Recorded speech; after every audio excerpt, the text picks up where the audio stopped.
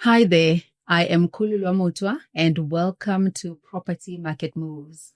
Now this month we are covering all things women and women in property in our case. So I'm excited about these episode.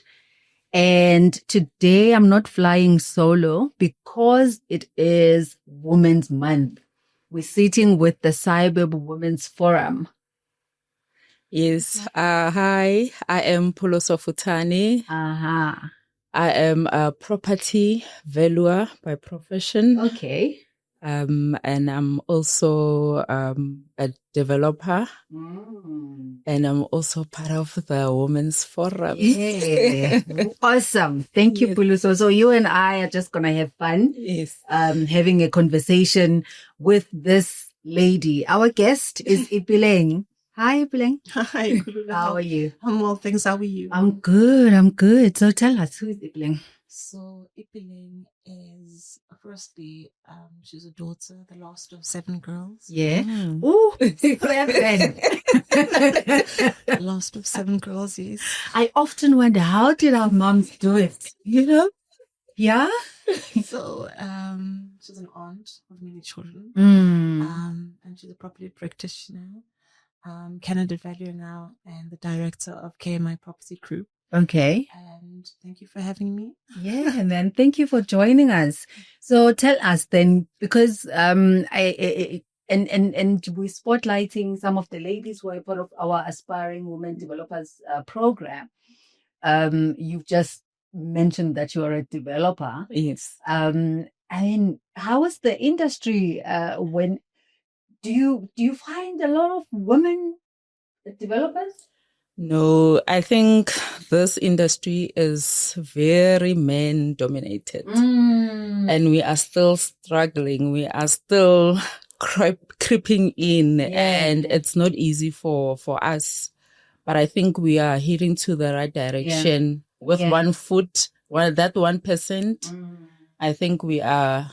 And for us in the Aspiring Women's program, we had a guy, Lester, who was cheering for the women and say, I am here to help them, and we need more men. Yes. It must come to an equal of 50-50 at some point. Okay, so tell us about your journey then, Ipeleng. How did, you mentioned, candidate valuer, and you are now moving into property development. Talk to us about your journey and your experience in property development. So from my current career path, so I started in real estate when I was 21. Okay. Yo. I'm not going to say how many years. 2021. COVID. No, I was 20 years. The age. The age. Yeah. So, and then I've been in the industry for some time now. Yeah. So through my experiences, we obviously would deal with the end user, but before we get to the end user, so I've had instances where you become introduced to the site, get introduced to different types of foundations.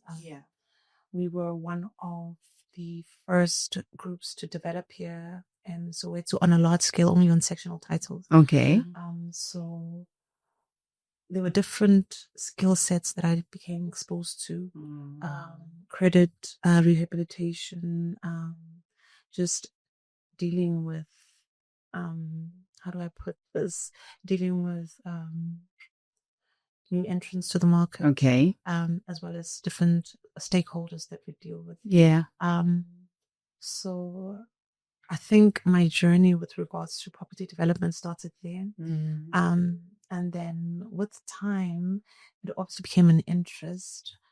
Started exploring different avenues of channeling, when you're looking for funding, when you're understanding the different professionals that you need in the whole process. Yes. So that was key in my journey in terms of starting the process. Yeah, I can imagine that must have been both exciting and terrifying. So how did you get yourself to be more comfortable? Because you also said that you were dealing with rehabilitation. And I think rehabilitation is more of you fixing what's already been broken, right? So, yeah. So you have to love what you do. Mm. It sometimes gets a little bit hard, but you have to love what you do. Mm-hmm. So I was fortunate enough to have, before I started my my honours degree, and done a kind of a qualification with the PPRA. And when you go through that particular section, you have to understand the process. So you'll be introduced to your town planners, your quantity surveyors, your valuers at some point, the NHBRC, different parties that you'd need to interact with to make sure that the project at the end of the day is viable and is feasible. Okay. And any challenges that you faced? And maybe in those challenges, some that you would, as you reflect back on them, they were gender specific in your journey, and how did you overcome them? I would like to say there are two main challenges that I experienced in real estate. The type of person that I generally don't take things to heart. Yeah. However, when it came to certain instances where, as a Black professional, you're not being taken to heart or not taken seriously, and nobody takes your opinion into account only because of the type of individual, only because of additional melanin, can I put it that way? So that those instances quite significantly, regardless of the type of knowledge, experience, and how you put yourself forward. Those are the instances where I can say that just based on my race, that it has been challenging extremely. And then as a woman, I've been fortunate to say that women have a lot of things in common. Yeah. So I would say that personally, on my end, I've had support from women from all races, because the types of challenges that we face are very similar. We face a lot of discrimination. We face, certain stereotypes that just don't make sense. Yeah. And they're not really backed up by a lot of information. And, it's like we're all sampled as, part of the larger community that falls under those stereotypes. Yeah. And you found women, there to support you and hold you up. I did. I found a lot of support in, all types of women. Yeah. I saw how they were able to handle their challenges. I learned from that a lot. I've met women in the development space. Yeah. I remember meeting with one individual, extremely powerful lady. She says to me, "You need to be wise. You need to watch your back, my girl." So I learned a lot there. That on its own. Yeah, it's a lot, right? Yeah. And what would you say to the men in the industry? Since, it's their industry, we need them, but at the same time, it feels like they are letting us down. I mean, that's awesome. Yeah. That's your experience. Because it can be so easy for us, to gather around, this fire and cry ourselves, and say, men have let us down. That is great. Then when in that fire, there will be women who will stand up and say, actually, no. I wouldn't say that men have let us down. In any leadership or any position that you take on, you will find individuals that will challenge your views, your perspectives, your confidence. Male and female. It doesn't only relate to men. In any industry, it's more of the technical perception. It's more of what you can bring to the table. It's how you put yourself forward. Yeah. So should you not be able to deliver on that part, you will definitely experience some form of backlash. So on the instances where we assume that men have let us down, I beg to differ that it's just as an individual, how do you present yourself? You know, I think there's always this. I sometimes see the concept of exclusion. Sometimes as not intentional exclusion, but as not intentional inclusion. Right. So the person or the group does not sit down and actually map out how I'm going to exclude Ipeleng. But what they don't do is to sit down and think about how I'm going to intentionally include Ipeleng. So essentially then, you know, people will just get on with life, do what comes naturally to them, action what they think about. And if including you is not what they thought of, then it's not going to happen. Not because they want to exclude you. They just didn't consider you at all. Yeah. What do you think? I mean, that's so true. And also, I feel like it also in the leadership space, you'll find that the way men lead, it's completely different to how women lead. And we like to engage more. They like to action more. Just get on with it. They think that when they plant this thing and it must action out, we like to engage and like step by step, take it step by step. But with them, it's completely different. So I think when it comes to that, we need to have one hand to another and hold one another, you know. But also I think we must put our hand up and say, hey, I'm here. Can you see me? You know, I think that's the first step, to say, can you see me? Yeah. Sure. So as a woman now starting out in this program of aspiring, you know, women developers, what are you looking forward to, and what value do you think that makes to the industry? I'm looking forward to getting my hands dirty. I'm looking forward to just being a part of the process from conception to occupancy. I'm looking forward to understanding nature and the product, the packaging, and just putting forward the end results in a way that is suitable and feasible to the market. And in terms of the impact, real estate is a funny thing.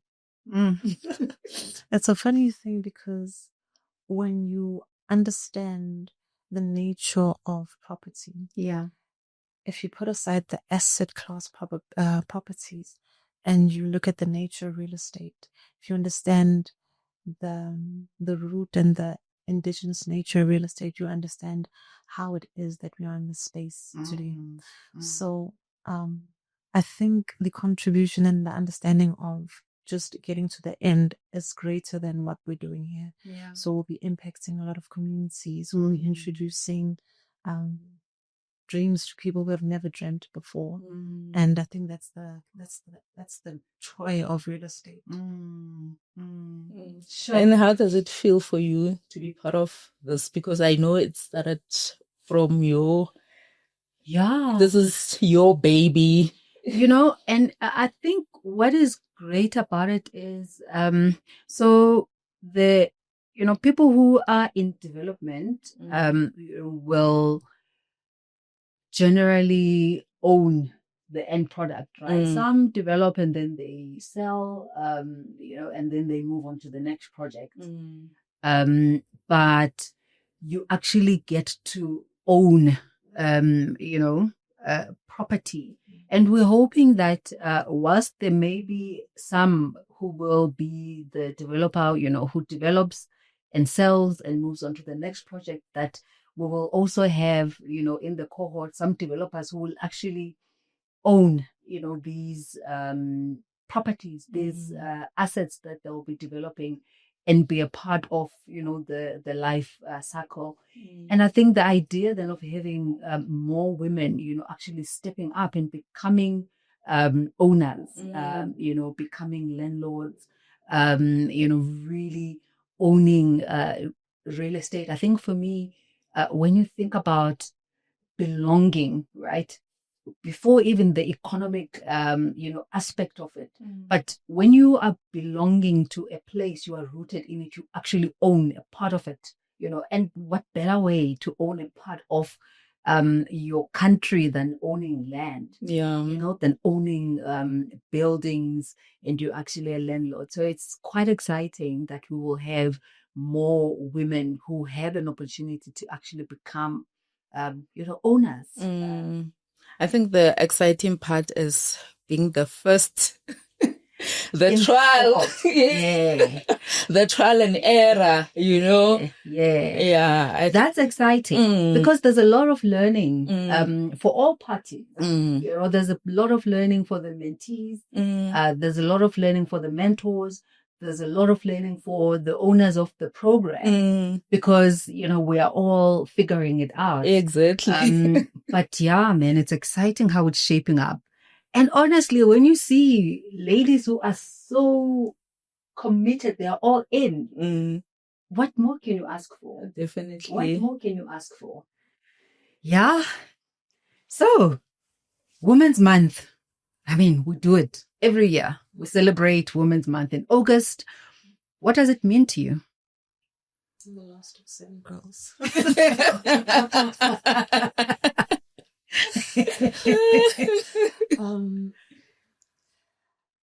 Every individual basically on earth was brought to earth by a woman. So women have the ability to carry, they have the ability to multiply, they have the ability to nurture. Yeah. I suppose, in my own opinion, and in relation to this particular program, Women's Month means nurturing, and that's what we're doing this year. So we're nurturing, and we are hoping to get to the end where we deliver, and we have, fruitful and productive. Yeah. I wouldn't say babies, but building. Well, your projects will be many babies. Yeah, they'll be along the way. Multiply. Be fruitful and multiply. Yes. Oh my goodness.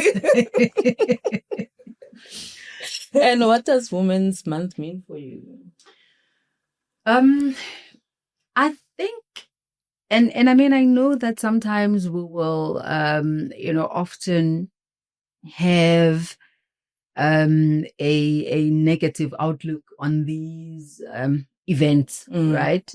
Where you have like a Women's Day, which is like one day in a month, but now we've made it Women's Month, which means in that month there's more focus on women. So it's important then that we are actually like zooming in on women in that month. But I think what is more important for me is what stays on, beyond those events, what impact are we making? Because yes, we can have, it's great to have the high teas, the conferences, the summits where we talk and talk and talk. But if it is not building, if it does not leave, something behind, it does not leave, some footprint, a legacy, it does not change. It must leave the WhatsApp group. It must leave, it must leave, something meaningful for the women who actually participate in it. And yes, it's about, focusing on economic emancipation, right? Mm-hmm. It's about, yes, like really just having those conversations that we can have with ourselves. And sometimes, yes, taking feedback even from the men, because they are a part of who we are. There is no us without them, and there's no community that is one, gender focused. So yes, we shine the spotlight on women, but I think beyond that, then what impact are we making in the lives of women, and what permanent change are we, contributing in their lives going forward? Yeah, I feel that, especially because we're trying to raise different women who are included,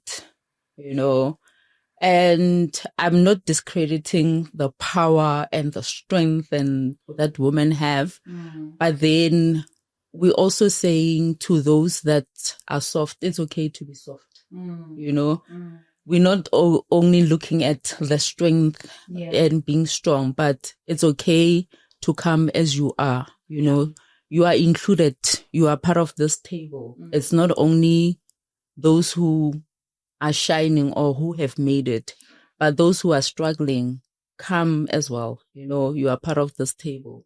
There is room for you. Yeah. No, absolutely. So for someone who's looking to get in the property sector, in property development, or in any of the, the careers that you've been exposed to, what would you advise them? I mean, that young lady, I always have this, vision, maybe because I was her at some point in my life, who is, in this environment that doesn't really have a lot of light and hope, right? Because you don't have a lot of people that you're looking up to. Fortunately for them today, they've got social media, and they can actually access more people than what we could, back then. But what would you tell her? All right. So there are different spaces in property and developments, or property development is one of them. Yeah. But ultimately we operate and deal in the same space. So the main thing is be as genuine and authentic as you can be as yourself. Be honest with yourself, understand your strengths and weaknesses. And then once you got onto that point, understand in which field do I need to play in. So if I am more comfortable in an environment where, I can speak to individuals, then I probably go into sales or management or portfolio meetings, the portfolio management, excuse me. If I'm more of a technical person, I'll probably be a quantity surveyor, valuer. Sure. So it depends. So you basically need to understand yourself first. Once you have that, do not aspire to be something that you're not, but also don't put yourself in a position where you're looking for, you're basically comparing yourself with other people. Be authentic, be genuine, be humble, be respectful. It's a very, very small space. Property. Oh my It gosh. is. Very small. Be nice. Yeah. Don't be that girl who will burn bridges. Don't do it. Be nice, and educate yourself. Be present in spaces where conversations are had, relating to not only real estate or property, but I would say economic spaces where you have your own stuff, the IDC, but just trying to remember. Municipal stakeholders. Sure. Have that background knowledge, interact, network, just put yourself out there, but always remain true to yourself. Yeah, I think I can relate as a property valuer. The space is very, very small. Small. So being humble is one of the key aspect that, you must have, and also I think opening your heart and mind to learning, to be a beginner, and saying that I am new, I don't know anything. And every information or idea that I'm given or shared with, it's not something that you can dismiss, because along the line, then it comes, you're like, oh, I need it here. Yeah. I didn't need it then, but now I need it here, So I think being open-minded to a lot of, let me put it this way, what you are fed. Yeah. And don't just choose and say, this, I'm only going to take this and that. It's needed everywhere. Yeah. So both of you have mentioned, humility as one of the traits. And I think one of the things that usually comes up when people speak of humility, they think of meekness, being meek. You never speak up. Whatever people say, you just go with it. You probably don't have, a voice, or even a face. Is there a world where humility exists with asserting yourself, and for you to actually be seen and heard? Yes. I agree. Yeah. I was about to quote the Bible, but then I was like, do it. Let's say the meek shall inherit the earth. So humility is not weakness. As women, we face quite a bit, and in your homes, we're all sitting here as directors, valuers, and hold all these prestige titles, and having an element of being humble, allows you to access spaces that you would generally not access. So being humble comes with also not accepting or not being part of the judgmental community, and put it that way, not being aggressive. So having that open-mindedness allows you to also be willing and being an active student throughout your entire career, because you never stop learning. So no, it's definitely not the same thing. Okay. Yeah. I think as much as we think that we don't belong, there's always someone who is seeing you for who you are, and I think those people are needed more. We are a different generation now. I think we see each other. Yeah. And I think being in this program for me, has proven that women see you, other people see you, and they want you to flourish, So it may be a small percentage, but I think we are getting there. Yeah. Sure. So there's always this question, what would you tell your younger self? So if you went back to that 21-year-old who started out in property, with all the experiences, with all the, skills that you've picked up, with the ups, the downs, what would you tell her now? Is there anything that you would advise her to do differently to what you did? You know what? I would say no. Only because I've always been myself. I've always been genuine to myself. I've always done as much research as I can before entering any space. But I think the one thing that I would change is not taking things to heart so much. Remember, when you're in a certain space, you deliver in a certain way. When you be that space, you can be someone else. You can be someone else. So you can go crazy in your bedroom, but you can't do it. Yes.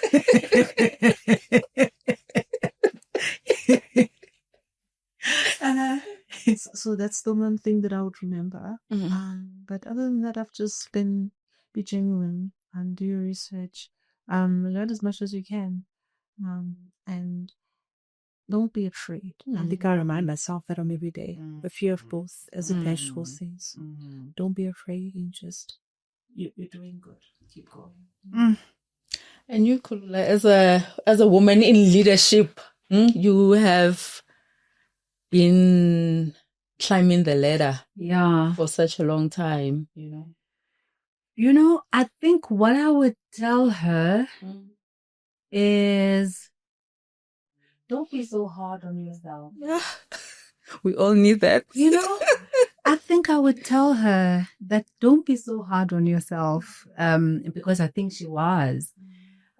Probably still trying to work through, being more graceful, with myself. But, I think I would probably, more than anything, tell her that, look, you know what, things actually do work out the way they're supposed to. It's not your, the energy that you put in it, the level of control that you have over it, that actually shapes it the way that it's meant to. And maybe when you actually, have less control, it shapes even better. Yeah. Because with my level of control, it's influenced, by what I have thought and what I've experienced, what I already know. So I come in then with, what I already know, but there's so much of me that I probably have not tapped into yet as a 21-year-old. So, if I actually just allow it, I often see when the potter, when they do pottery, they're not too rigid, with it. They actually mold it in a beautiful way. And I think life, kind of resembles that. We tend to want to control it because we see it straight. But when you allow it to actually form itself, it probably works better. So I would tell her, less control, less control. Don't be so hard on yourself and just trust the process. I think because we are, we have a mindset of microwave. We want things to be done today, now, So like you're saying, the pressure that we put ourselves, you plan that I want to be a wife tomorrow, but you're not. You want kids tomorrow and you don't have. And then it diminishes your plans, but you forgot the process, Yeah, trust in the process. It's very, very important. It is important, but it's hard. It is hard. Very, very hard. It is hard because I think for you we almost like want to put the knowing before the trust, So tell me about the process, then I'll trust it. Yeah. Because if I don't know the process, how can I trust it? Trusting in the unknown. Yeah. And I think we also forget that we live forward and then we learn backwards, So we want it the other way around. We want to learn as we go, but then it's the other way around, Sure. Man. So the Aspiring Women Developers Program is a mentorship program. And I know that we speak of, I'm always cautious about, like buzzwords or things that happen like in the moment, where you find that, everyone has a certain, awareness of certain things, but they don't really mean anything. But mentorship, for yourself and in the larger community, what does it mean for you? Well, it means exposure is the first thing. It means opening doors that would have been locked but easily opened. It means just having a guide to walk with you. And in any journey, at some point, you need that. So it just means an understanding of things that I normally wouldn't get on my own. Yeah. And expedites it process. and just having someone to just, from beginning to the end, just Yeah. to that point. Take you through a journey that they've been on, that you are new to, and they just help you to see things a lot differently than what it would without them. Have you had mentors? I had. The funny thing is, when I tapped into the property space, I was in the accounting space. Oh, wow. So it was new. I didn't have a clue. And on one of the institution, the membership institution, I met this guy, Mduduzi. And the one thing that he told me, he said, Pholoso, I've been in this industry for more than 10 years. And the property valuation space was dominated by a lot of white people. So when we got there, it was the hardest because it felt like we are taking what is theirs. Sure. That guy, he fed, like, when someone is holding your hand and feeding you, like you don't do anything. He was like, do this, do that, do that. And everything came together for me. And he said to me, I told myself that the way I experience hardship, I don't want another black child to experience that. Sure. And he lived to his words. And it was not just for me. I could see the way he assisted other people as well. Because at some point I came across this lady. There was a post that I wanted to apply for in KZN. Yeah. And she said to me, do you know this guy? He helped me. I'm like, what? The same guy that helped me. Wow. And for someone, for him not to say it, but to act on his words. Because people say a lot of stuff. We say whatever we want to say to encourage the next person, but then it's hard to put the action, But for him to really take my hand, he did take my hand. Jeez. And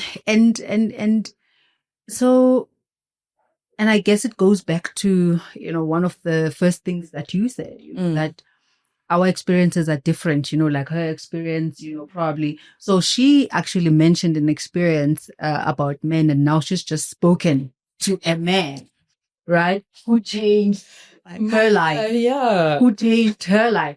So now she's reminded that not all men are made equal. Yeah. She has had, the good and the bad, and maybe, some things in between. But when we think about, taking other people along, we live in a society that, that, what is the word?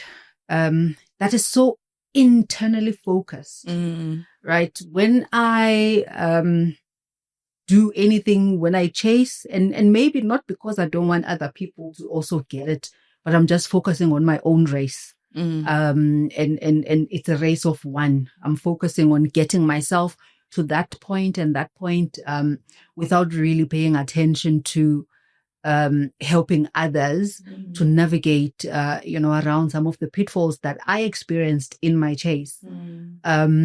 What has your experience been? I mean, when we talk about, people coming into the room and then closing the door, have you experienced that?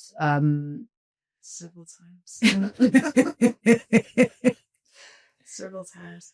I've experienced that as a property practitioner, and I'm currently experiencing it as a candidate, and as a principal property practitioner, I've held out my hand several times just to find that the individual that I'm offering the hand to has other intentions.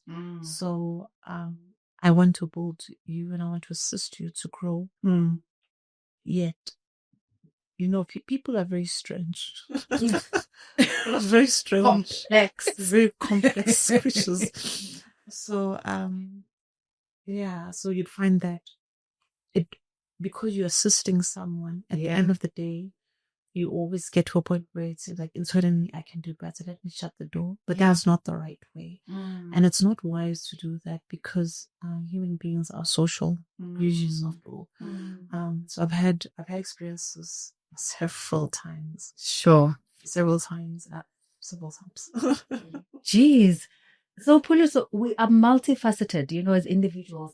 Different parts of that make us, that make up our lives. And there's always this notion of balance. What has been your experience, chasing a career, a friend, being a daughter, being a, girlfriend or a wife, being a mother or an aunt? What has been your experience with balance? I don't believe there's the word is there. Yeah. It exists. Yes. But not in a human form. Yeah, I believe we all need support. A lot of support. Because I've realized that as much as we want to be octopus, we cannot. Somewhere you are lacking. Somewhere you need someone to step in, As I step in to the Velour space, home, I need my family to step in. Yeah. I need my friends to step in.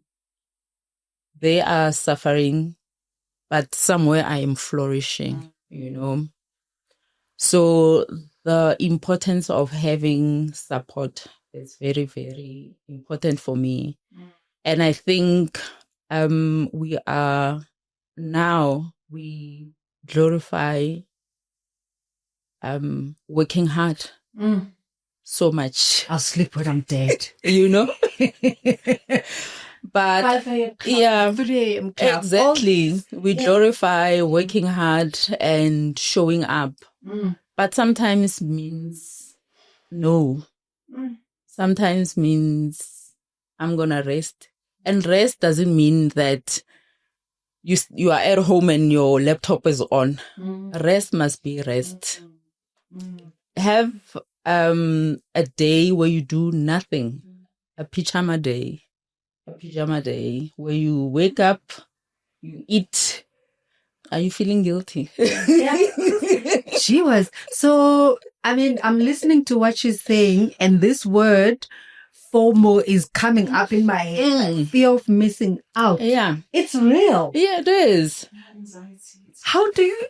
Yeah. The fear that this could be my opportunity. This could be it. That could be that person. This could be. How do you deal with that? I'm both like that. Personally, I think I might have a bit of anxiety having the whole day and having a pajama day. Might kill me. Really? Might kill me. I need to do something. That's why I said be genuine to yourself. I just needed to address that. So your pajama day is out for you. You need to be doing something. I can do it for like an hour. But then after that. But then how do you, because you have to come to a point where you put some things down. How do you rest? How do you wind down? And maybe it could be in doing something, but have you ever thought about it? Is there a moment that you say, okay, this is my wind down moment. This is my rest moment beyond the hour? No. Sometimes. So, starting in property started working a bit earlier, but starting property, 2021. Yeah. I would see my peers Mm. and they would have their own lives. Mm. They would be able to go out and have their friends. Yeah. At that time, 7 o'clock, I'm out signing agree. Yo. So that has been my reality for the last time. Mm. And I think at this stage, I would not say that I can't afford to do it, but it has never been in my nature to completely rinse, completely wind down. Because even if, when you get home, there's that extra item that you needed to do. So it's tough. But I think just the whole day would give me anxiety. Do you have those moments, Kululwa? It sounds like, I mean, for her, even just thinking about it gives her anxiety. Mm. So, yeah, I actually do shut down. Am I not guilty? Maybe not. I'm probably shutting down, but I have to, consistently, be that, cheer myself up that, you deserve it.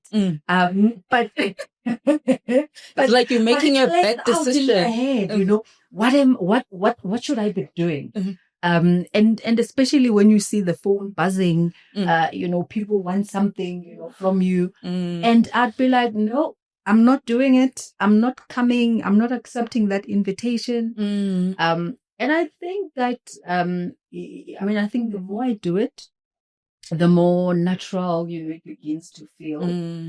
But, I certainly don't have anxiety about the idea of spending a day doing nothing. I look forward to that. Yeah. Spending a day, doing absolutely nothing. And I think I even love the idea of a pajama day. I mean, you can wake up, take a shower and do everything, but then put on a fresh pair of pajamas, and just because mentally you're telling your body that we're relaxing today, we're doing nothing. Now I am a mother. I have not gone to the point where I would actually shut my phone, and put it there because, I mean, if my boys need to reach me for any reason, they must be able to. But I think I would love to actually not even worry about the phone, because just because I want only my boys to reach me, everyone who calls will still reach me. Yeah. Unless perhaps I put my phone then on, on do not disturb. But yeah, I think for me, I find value in actually being intentional about creating a day of rest. Yeah, I concur, because I've learned that you have season where you put in the work, but then you must have a season where you put things down and just allow things to, like you said, to unfold as they should, and not having hold or having to know the nitty-gritty about how they unfold, just to let things be. And it's hard. Yeah. But I mean, the personalities, because if your personality then does not, you're not wired that way, that's okay too. Yeah. You're just sitting and you're like, okay, now what? What do I do? I think I'm one of those, the idea of taking a bubble bath, get into you fill it up. I love it, right? And I will actually fill up the bath, and then I get in. 5 minutes in, I'm like, okay, what do we do now? What now? The water's still hot, and the bath is still good, but I mean, I'm like, okay, what now? It comes with the expectation. Yeah, that you should do something. But for someone else, they can actually sit and the water goes cold and they fill it up again with hot water and just, and just rest. So I think that's something I need to learn. Yeah. To actually sit in the bath and be like, this is it. There's nothing else that I need to be doing. Okay, so as we wrap up, there's a question that we have for you from the last guest that we hosted. And the question is,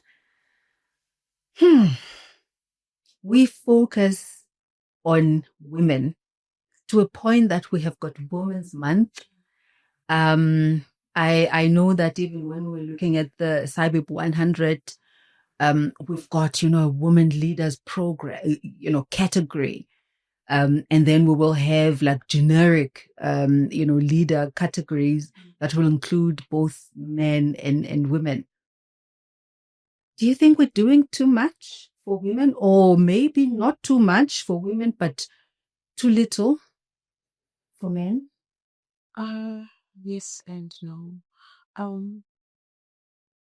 I don't think we're doing too much for remember in households or in homes where there's an absent father or parent dies or something goes off with the balance, your grandmother or the grandmother would step in.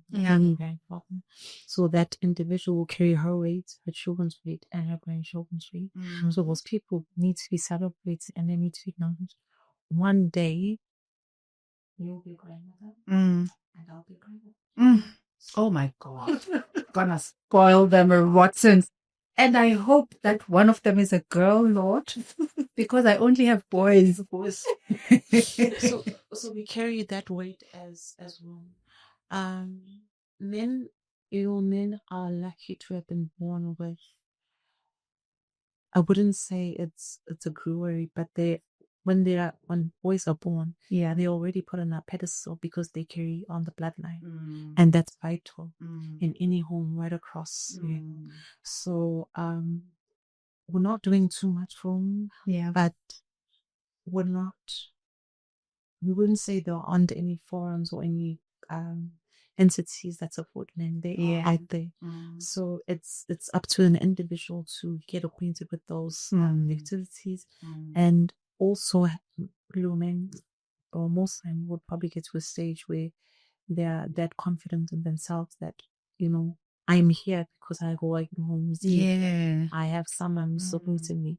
So it's once in a while we'll remember those.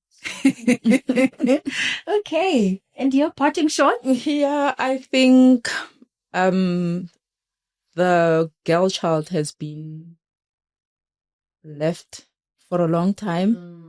She's only starting now. I think she does deserve the attention she's getting. But also, I feel like the boy child is also not, as much as we think that they are exposed or included, they are not. So both of them are still very important. Wow.